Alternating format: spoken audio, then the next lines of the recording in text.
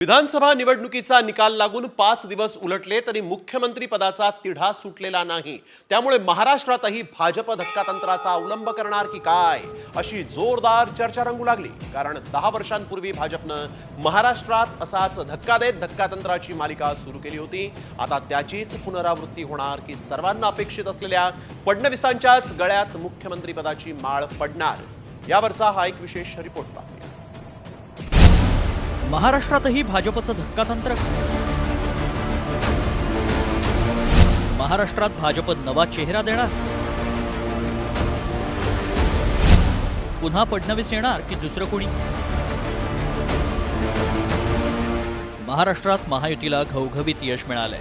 मात्र या घटनेला 5 दिवस उलटून गेल्यानंतरही महायुतीचा मुख्यमंत्री पदाचा चेहरा ठरत नसल्याचं चित्र आहे।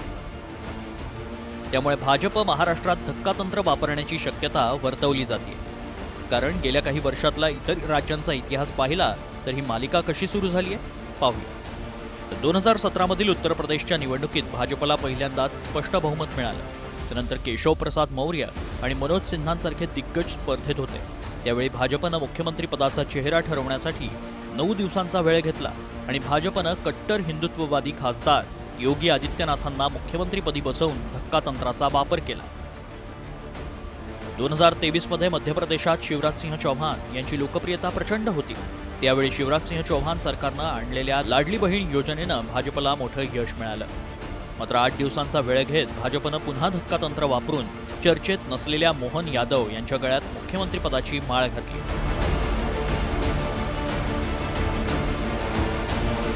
2023 मध्येच राजस्थानमध्ये झालेल्या निवडणुकीत वसुंधरा राजे आणि गजेंद्रसिंग शेखावत यांची नावं चर्चेत होती।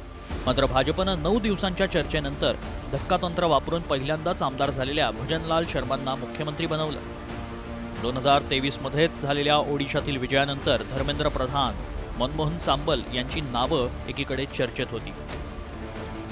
मात्र भाजपनं धक्कातंत्र वापरून ओडिशात मोहन मांझी यांच्यासारख्या चर्चेत नसलेल्या नावावर शिक्कामोर्तब केलं। यावेळी भाजपला मुख्यमंत्री ठरवायला तब्बल 8 दिवस लागले। खरं पाहिलं तर भाजपनं धक्कातंत्राची सुरुवात महाराष्ट्रातूनच केली होती।